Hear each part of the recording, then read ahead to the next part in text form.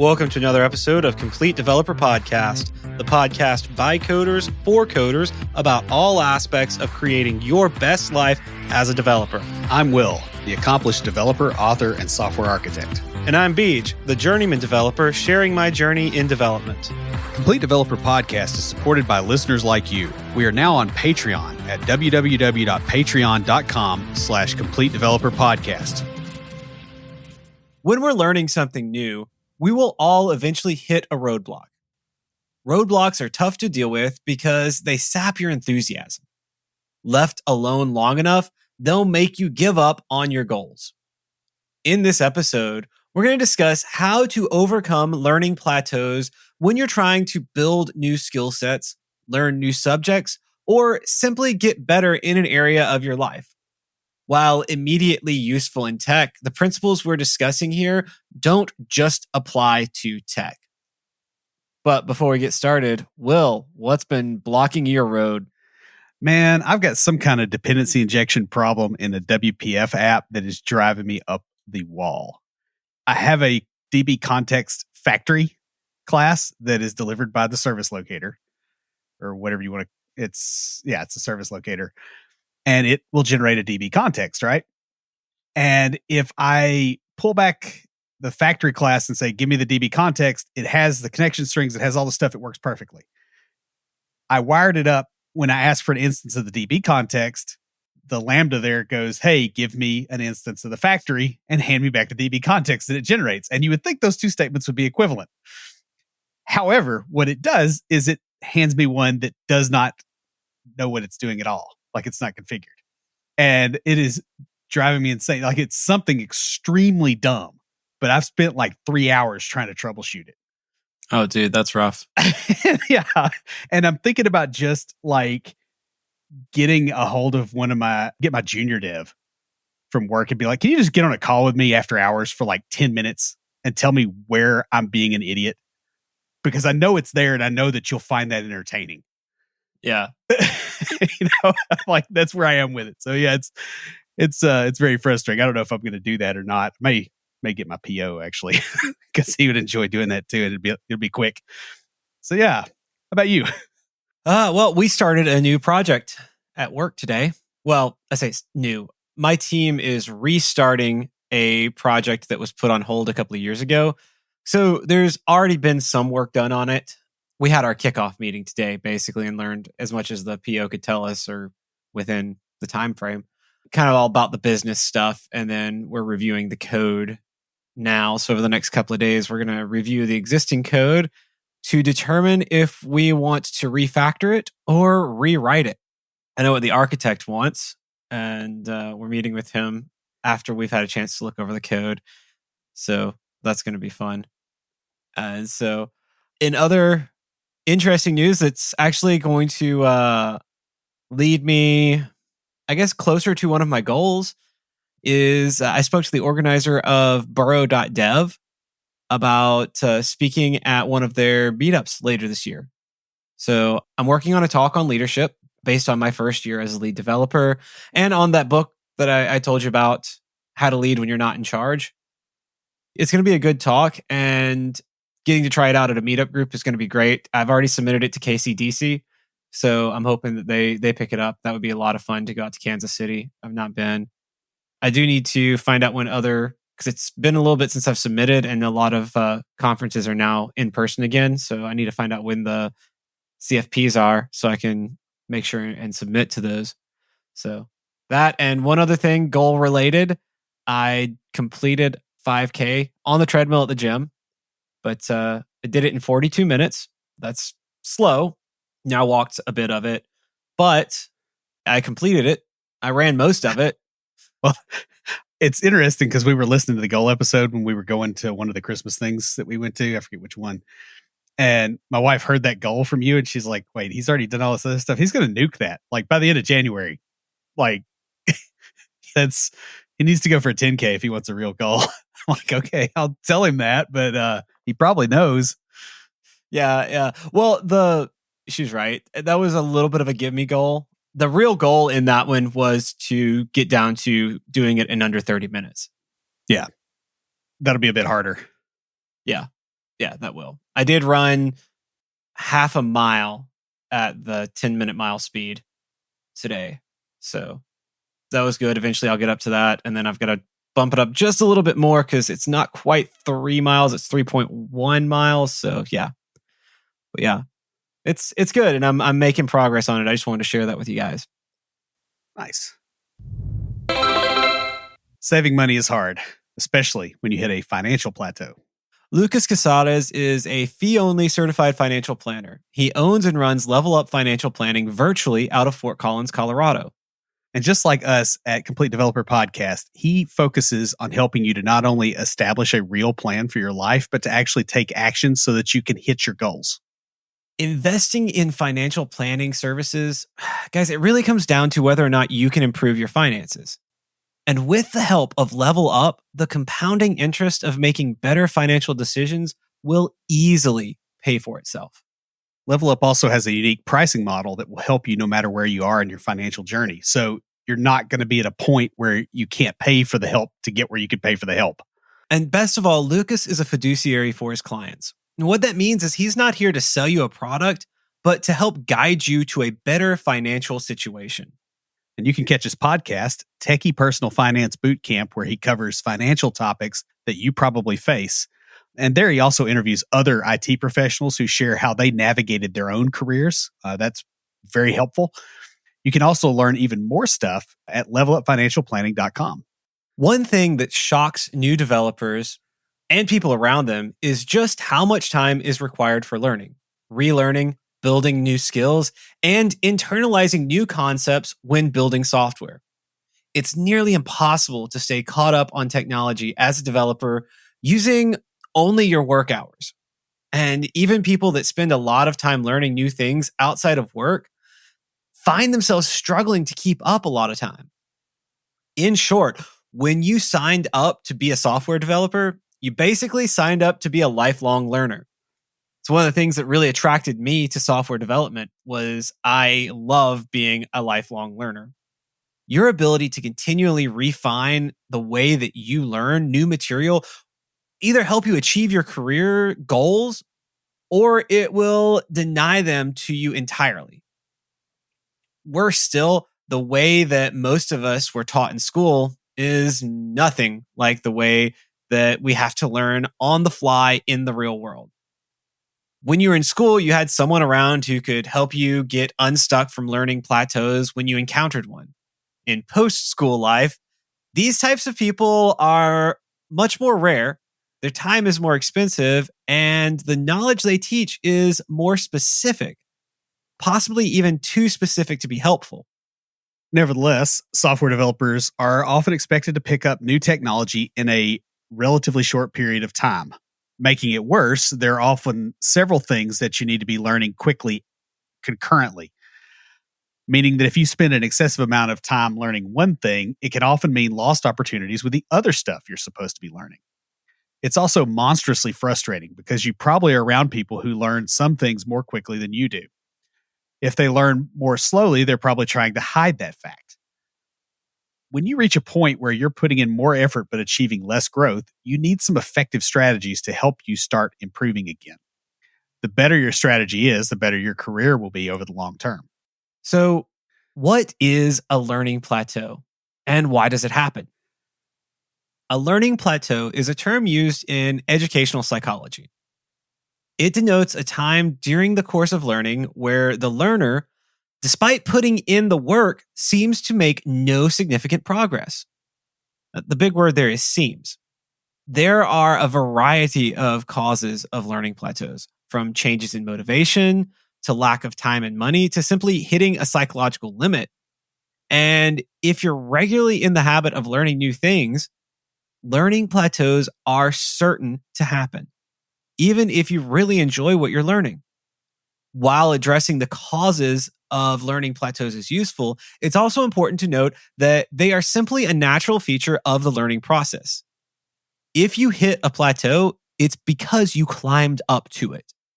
Yeah. And I think that's the important point is understanding that it's not something that you're at fault for or something that if you'd done things a different way, you could have avoided. It's like, no, you're going to hit something at some point that's going to stop your learning, and you're going to have to overcome it because that's part of the learning process itself. And that prepares you for the bigger goals. So in this episode, we're going to discuss how to get out of learning plateaus quickly so that learning is easier, less frustrating, and faster. And faster is probably the thing as a software developer that you are most interested in, because your time is very limited, and it's not just JavaScript, but everything is moving. Like if you're using cloud technology or something, you're going to be fighting this all the time.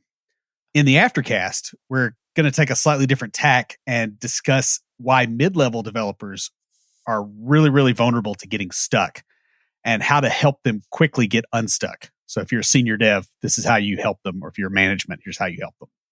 Or a lead dev. Or lead dev, yeah. Yeah. I don't know. If you're above mid-level. Yeah, basically. Yeah, somewhere. I mean, I don't know. I guess if you're a junior dev, it could help you for when you get to that level too. Yeah. All right, guys. So first off, we're going to talk about find your weak spots and address them. Growth in any skill is typically uneven. Not only do you learn some things faster, but some things are also far less enjoyable, more difficult to practice, more complex, or easy to forget. Will has an example of weightlifting in here. I'll let him get into that in just a moment. But I think about with learning guitar. I don't have the raw talent that a lot of my friends do, but there are certain aspects of playing guitar that I just absolutely love.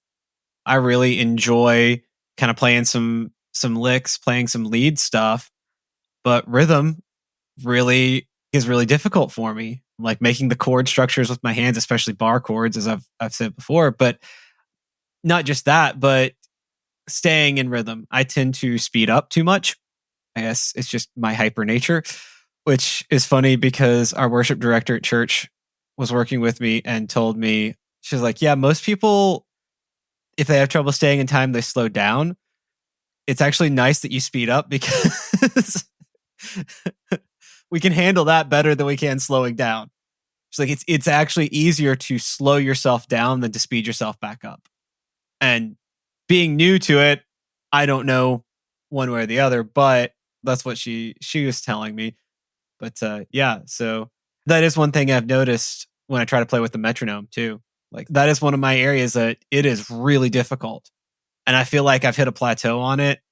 And not right now, but I have in the past felt like I've hit a plateau. And it's just like, I have literally asked my instructors, what do I do? What techniques, what practices can I do that will get me past this? Yeah. And a lot of times the skills are tied together as well. So if you're not training that skill that you don't like as much, there comes a point where the skill that you do like gets limited by that. And so that's the reason I use the example of weightlifting. If you let's say that you can lift 350 pounds, your arms are strong enough to do that, but your legs and back can only lift 150 pounds.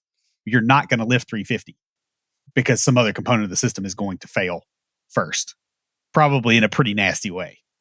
And so, just because you don't like leg day or whatever, like you're eventually going to limit your own strength. And it's the same thing with any educational skill or any attainment that you get, right? Like if you, let's say you're really, really good at writing code in Node, right? But you don't understand, you don't understand the component model and you don't want to fiddle with it. Like that's going to probably burn you very quickly, especially this past week, because they had another supply chain attack where it's like an infinite loop in a color library or something, where some guy got mad. This is a real issue. It's also very common that when you are training the areas that you're weak in, that you find it really discouraging compared to the areas that you're strong. That's just the way we are. We specialize. That's why human beings have a civilization. And part of that is going towards the areas where you're strong and being happier there. However, if you neglect an area like that long enough, it is going to stop you from growing. Yeah, that's very true. And that's in all aspects of life. It's fractally true. Yeah, it really is. Like I can tell you this from experience with my guitar. Before I got really serious about getting on the worship team, I was just kind of playing whatever I wanted at my lessons. And so I did a lot of lead stuff, a lot of licks, and I didn't practice the rhythm very much. And you get to a point where, all right, you've learned these like little licks and stuff, but now you got to play them in time. And that's where the rhythm comes in. And like not working that up, I couldn't play them in time. So I put my effort into learning the rhythms and getting better at it. It takes time. But, now, if you don't know what your weak spots are, that in itself is a weak spot. That's a big thing. I was actually talking to someone this weekend about, you and I both have really kind of hounded on this throughout the podcast. Like it's almost a theme throughout the last 6.5 years of podcasting is understanding yourself and finding out where you can improve. But what you want to do is try to find some way to test your skills and knowledge that breaks it down into different things you are working on. Yeah. So that you can evaluate the weak spot. Because, I mean, it is like we've said before, if you don't know what your weak spots are, you are one. Yeah. For everything you're in until you fix that. Now, the next tip is to find a difficult task that seems just beyond your reach and go attack it. And that may sound like kind of obvious. It's like, hey, if I have a goal, go do something. But the big deal is having something that is just enough that it pushes you, but not enough that it breaks you, because it forces you to get moving. The edge of the plateau is typically not really as far away as you think it is on most things. But the problem is just the motivation and kind of a lack of direction. And if you find a goal that's achievable, but that actually stretches you a little bit, it will often either help you overcome the plateau or get to a point where it's easier to overcome it, where you can see what the next steps are. Exactly. Not only will such a goal give you something to work towards, but if the goal is practical, it can often make your weak spots far more obvious. I mean, going back, and I'm probably going to go back to learning guitar, either that or learning language. Well, learning to code. I mean, do you remember, like, I don't want to be harsh, but you were not getting it until you started writing that calculator app. Like, as much as I rag on you about that thing, that forced you to grow. Like, it gave you the scaffolding that you needed, because it wasn't like, oh, well, what if I do this or what I do this? It's like, no, you're making a calculator. Like, there's no what ifs. Can you do the thing? And that's the kind of stuff you're going for. Yeah, that's true. And like I was gonna say with the guitar, getting that I want to be on the worship team, so I have to learn, like, the goal of being on the worship team forced me to really learn the rhythm. And then I got on and they're like, all right, now we're going to work with you in this weak spot. And they have not made it easy. I made the mistake of saying that I was struggling with bar chords, and all the songs that I've been scheduled to play have bar chords in them, because even if I capo it, it's going to have a bar chord. Like, there's no way around it, because our worship director is like, all right, this is your weak spot. We're going to work through this. You're going to get over this. And that's one of the reasons I wanted on this team, is because I absolutely love that. And that's the big thing I've learned with the new Russian teacher, is like, she will hunt your weak spots down and expose them to you. And that's the idea with this kind of goal, is like, if you don't have the teacher there to do that for you, then you got to make that happen where it's apparent. And yeah, if the goal is just slightly out of your reach, man, your weak spots show up so fast, it's not even funny. Additionally, working toward a practical goal will often help you get perspective on things that you might find difficult otherwise, because you're forced to basically use knowledge before you completely understand it.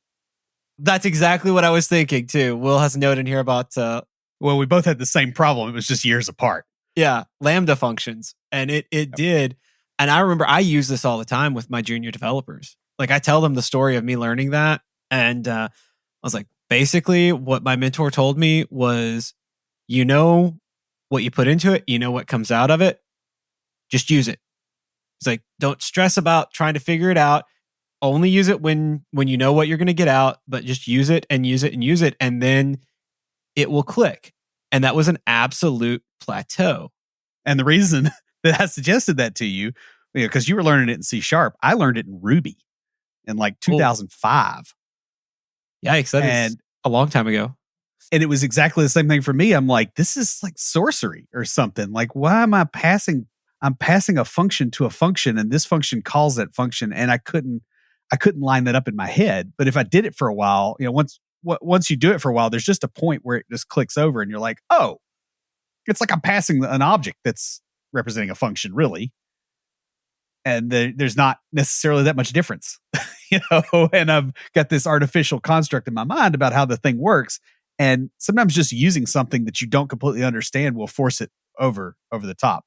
Obviously, we don't suggest doing that with things like radiation, electricity, explosives, those kind of things. Probably good to understand, like, do this in a context where it's safe.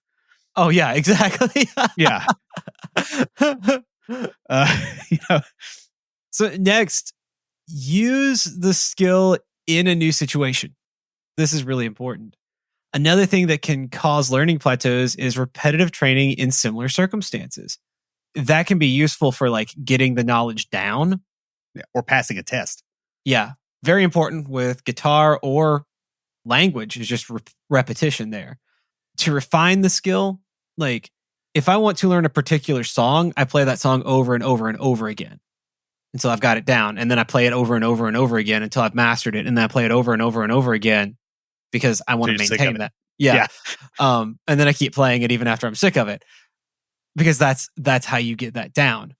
Now, that will teach me a song. Learning to play guitar, it's not going to teach me. It will teach me how to play a song. And it's learning multiple songs. The same with like with learning a language. I know with Albanian and you with Russian, like you can have a set of phrases or a conversation that you learn and you repeat over and over again because you want to get that kind of a thing down. But if you're going to learn the language, you got to go beyond that. You got to be in different situations and use it differently. Well, and it'll also force you to understand things better. Like it makes things stick in your memory because it's now new and different versus the same old thing. Mm-hmm. New situations tend to introduce new constraints and opportunities when you use an existing skill.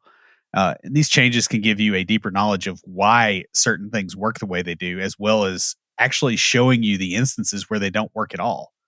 That's one thing with the repetition is, like if you're doing martial arts, for instance, and you got this one kick that you're great at, but you hurt your knee and you can't do that one kick and you lose, right? That's instructive. It's not a whole lot of fun, but it will tell you where that doesn't work and where you need to compensate and fix things that you got going on. This approach will also help you by making things interesting again and force you to think more deeply about things you've taken for granted earlier. So any kind of like cargo cultish approach to a particular thing, you can't do that now because the situation's different and you got to think about it. Another thing that will help you is if you change up your practice routine. So if you're practicing a skill regularly, you're probably doing it in a recurring set of circumstances, right? So like I know I haven't missed a night in like 870 some odd days of practicing Russian flashcards because I do it right after I brush my teeth before I go to sleep. And I always brush my teeth at night because otherwise it's kind of gross. That's the trigger for, okay, now I'm going to do Russian. That's fine for maintaining. But I've noticed that if I do a flashcard session or two during the day, the stuff that I covered in those flashcard sessions sticks better than if those same things were covered at night, just because it's novel. And that's why I keep my guitar in the office so that like, oh, hey, I'm waiting on this test to run. It's going to take 5-8 minutes. I can hop back and play a song. This isn't really, we do things on a recurring basis because it helps with the schedule, but it doesn't help with your motivation. And your motivation is probably one of the most important things for helping you to learn quickly. Sometimes you can work your way off of a learning plateau by changing the time, location, or technique you're using to practice. For instance, with language learning, since Will and I are both learning languages, you might switch from flashcards for vocabulary to an in-person class. A Pimsleur program, if you can find it in your language. I mean, you go... Yeah, you can't. I can. There's 5 levels for me. Well, there was one level. Yeah. It was... it actually, that one level was really good. It got me started. And I went through it multiple times. It's also probably why I have a Tirana accent when I speak Albanian. The male in that was from there. And that was the first Albanian I started learning. So my accent sounds like I'm from the same area. Even when I was over there, in different cities, they're like, you sound like you're from the capital. Like, I barely know this language and I already have an accent in it. Yeah. It happens. As an aside, Russians say that they don't have accents. They'll tell you that. And I'm like, yes, people in Moscow have an accent. It's like they put a Gaussian blur on the edge of every word. You can't tell where the one word ends the next. Anyway, I don't want to get into that. Yeah. No. Albania, for a small country with a dialect that is, or with a language that is only spoken in a small area, has 3 different dialects and different accents within those dialects. Like, it was kind of funny hearing the difference between Korsha and Elbasan, which speak the same dialect but have different accents. Yeah. Well, and you can imagine what it's like in Russia, especially when you get some of the provincial accents in the mix. Because I'll hear stuff and I'm like, I think I know what he's saying, but I couldn't repeat it if I had to. Yeah. So that's a whole other context. Now, 2 of the key signals that you should change up your routine are when you either dread, executing on that routine, or when you can't remember whether you've already done that routine today. Either one indicates a lack of engagement that honestly is probably a cause for your learning plateau, or it's definitely a contributor. So next, you want to revisit the basics again. Will's wording, not mine. If you've been doing the same thing for a while, you probably feel like you have the basics down thoroughly. And it makes sense. While that may be true, the other thing that you likely have is a mental model of how all the pieces fit together. This mental model is formed based on your learning and your experiences. It's really interesting. I recently started posting Friday fundamentals into our creative group on Facebook. So every Friday, I just post some fundamental thing about art, creativity, photography, videography, stuff like that, for this very reason. We have people who have been professional photographers for a long time, and we have people who, we have teenagers who are just starting to learn photography, and everybody can grow from those fundamentals. And that's just the photography stuff because I'm on that team, so I know that. But like, there's other stuff with the art and things that, we've got people who've been doing it, like who have been career artists for decades on the team. And we've got people who are just starting out, and everybody can benefit from reviewing the basics. Yeah. I mean, the thing is that you build a mental model because you need to be able to reason about something, and you need to be able to predict how something is going to behave in a different situation, right? Like, that's part of our humanity is building these. And your mental model is probably useful, but it can also get in your way, especially if it is partially incorrect. And all mental models are. I said here in the notes, most mental models are, but I realized that is an example of a mental model being incorrect, is saying that most of them are. There you go. That's good. You just haven't found it yet. Yeah. Yeah. Now, reviewing the basics again doesn't necessarily mean going back to an entirely beginner level. Like, some of the material that I have to post, like, I just started doing this toward the end of last year, but some of the material I have to post is not designed for beginners. It's designed for people who have been doing it for a while to review the basics. Yeah. Or to jump from another language. Like, for instance, if you're talking about like, hey, I'm going to review the basics of JavaScript. If you're a senior dev, don't go, oh, let me get a basic JavaScript course. Go, let me find a course for switching, especially if you don't know the other language, from switching from PHP to JavaScript, because that will give you a completely different approach to the thing that is not coming from the mental model that you already have. You're basically trying to intersect mental models to make the one that's actually correct. Yeah, you want to basically find stuff at your level, but offers you a good chance of finding things you didn't know. That's the thing. Even if you do look back at beginner stuff, sometimes I'll go back and take beginner courses in things that I've been doing. Like, beginner Angular courses can be amazing because there are things that, when I first started, I looked at it and I was like, oh, that wasn't important, or that wasn't something that even registered with me. I'll go back and do these beginner courses and see things that I didn't even think about that I can start applying. So it can be useful. Yeah. And, I went back and I'm almost done with this course now on C# async await.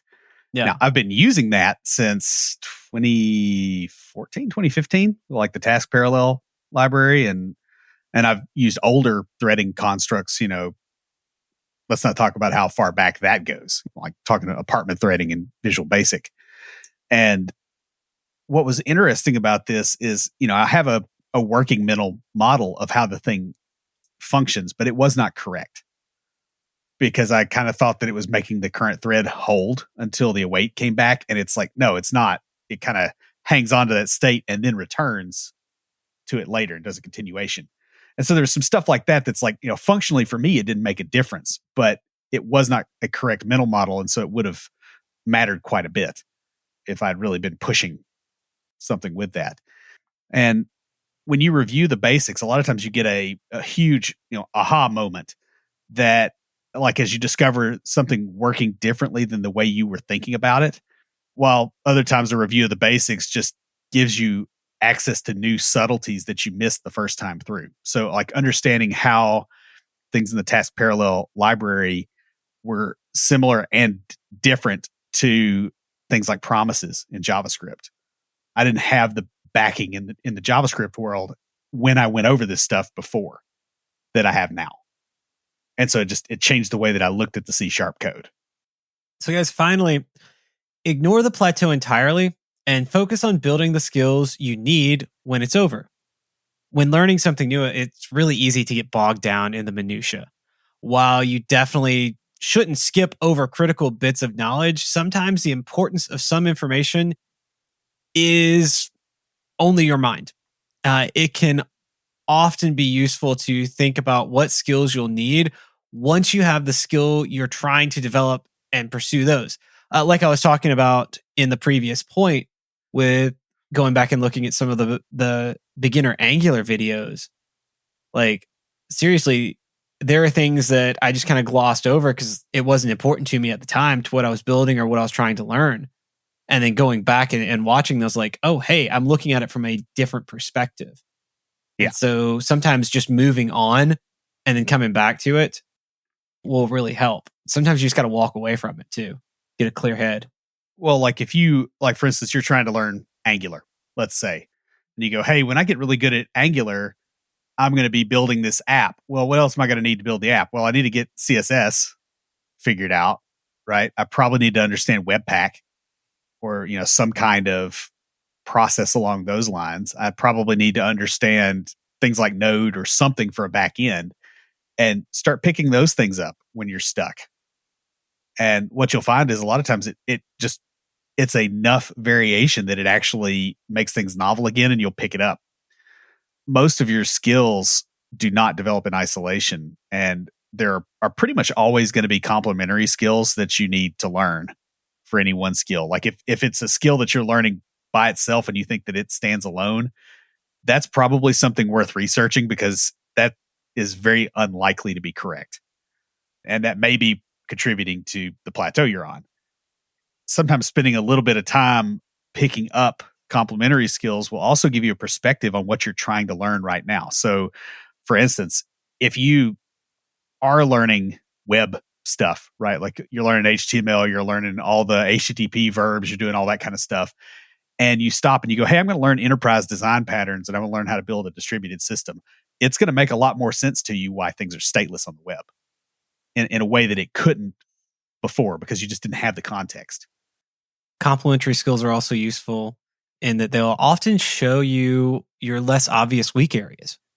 It's very common to think that you really understand something well just because you're able to use it in most instances. But you tend to uncover hidden weak spots when you start doing these complementary things. And that can show you that you really don't understand a subject as deeply as you thought. So, guys, developers are subject to essentially drinking from a fire hose when it comes to learning. It's just the way things are now, and it's the way things are going to continue to be. Learning plateaus are inevitable in the best of environments, and it's arguable that the learning environment for software developers right now is kind of far from ideal. As a result, you're going to regularly run into plateaus in your efforts to learn new technology. Therefore, your career growth is directly related to how quickly you can overcome learning plateaus. If you can do it quickly, then you can learn more useful technology more quickly, which will help you keep your skills sharp. Being able to overcome plateaus will also make the acquisition of skills more pleasant, simply because it will make it less of a slog. It doesn't just help your work life, though. It can also free up lots of time for having a life outside of work or learning things like guitar, foreign language, etc. Not being in front of the computer all day does that for you. So that pretty much wraps us up. Beej, what do you have this week for us for tricks of the trade? So guys, I know we've been talking about overcoming plateaus all throughout this episode. I do want to point out that plateaus are not particularly a bad thing. We kind of talked about, hey, don't feel bad for hitting one because you climbed up to get to it. But even when you're on it, you can use it to your advantage. You know, we talked about the complementary skills. They allow you to focus on learning something else while you're still keeping your skill level. Now, there's a phrase that gets thrown around a lot, kind of has a negative connotation, and that is time and grade. You know, what this basically means is, oh, well, you need to spend enough time in that position or at that level or doing that job or that role to really understand it. And we tend to look down on it, especially if you're like rapidly advancing in your career. But that's something that's kind of important, because a lot of times those time and grades, those are considered like career plateaus almost. But these types of plateaus may not be advancing your career, may not be teaching you stuff overtly. What's happening is you're gaining valuable experience that's going to help you when you do advance. For example, you know, when I was working as a senior developer, like a lot of the stuff that I did wasn't moving my career forward, because I need, like, one, there's time and grade. I needed to spend the time there just doing my job. So I focused on doing a really good job because that was going to move me forward eventually. What ended up happening is I gained a lot of experience. I saw a lot of things. I got good at things outside of that area, like the complementary skills, but also just in the things I was good at, I just saw them over and over. The biggest thing I can think of is debugging. And you can have a great understanding of the code and be a good debugger, but what's really going to help you is having seen the same issues over and over again. And where you can just look at what's going on and go, that's a race condition, or that's nothing wrong with your code. That's the way that the framework is handling it. So we need to make a change in the code that doesn't seem obvious because the way the framework is handling that. So entity framework. Yeah. Yeah. Well, I mean, yeah, I didn't want to call any names, but I will. It is what it is. But yeah. And so what that did was those experiences, those going through that, it was a plateau in my learning, because I wasn't really learning new stuff, except I was learning new stuff. I was learning a lot of what to look for, so that now as a lead developer, when I'm helping my juniors, they ask me to come on a call and say, hey, I'm stuck on this. I can look at it and tell them like that a lot of times. And they joke about it. I'm like, guys, it's not that I am such a great developer. It's literally, I have seen this 5 times. I told them, like, the next time you see this, you're going to remember it because it caused you a problem. This is really good advice, and I like the way you're putting it. A senior dev told me years ago, is like, think about it like a fine wine. The learning curve is the fermentation process. The plateau is the aging process. It is not palatable until it's aged. It's all the subtlety and getting, the sharp edges off and all that. Like that's legitimately what that's for. And it's supposed to be there. Yeah. I will say that if you learn a lot of JavaScript frameworks, you're also aging milk. But well, there's that. But then also, if you do stick on the plateau too long, you go from wine to vinegar. So yeah, so you got that too. That's a really good analogy. I like that. All right, guys. Well, that pretty much wraps it up. Check us out in the aftercast. We're going to talk about some issues that mid-level developers have, because that's where most of us tend to get stuck in plateaus, is at the mid section. And oh wow, and how to my mid section's not flat like a plateau, I can tell you that. Well, mine is now, so we're working on it, almost there. Anyway, catch you guys next time. Titanfall. If you have a question or comment, please email us at neckbeards@completedeveloperpodcast.com. Our theme music is an excerpt from Stand By for Titanfall by Pure Bells, available on SoundCloud and licensed through Creative Commons. For references, show notes, and extra tips and insights, be sure to check out the website at completedeveloperpodcast.com. Help us make the show possible by supporting us on Patreon at patreon.com/completedeveloperpodcast. You'll get extras, including a weekly aftercast where we discuss the topic of the week and bonus material with some of our patrons. You can also follow us on Twitter at CompleteDevPod, like our page on Facebook, and follow us on Instagram to keep up with news about the show. Join the conversation anytime via Slack by signing up at slack.completedevelopernetwork.com. Thanks for listening. See you next time.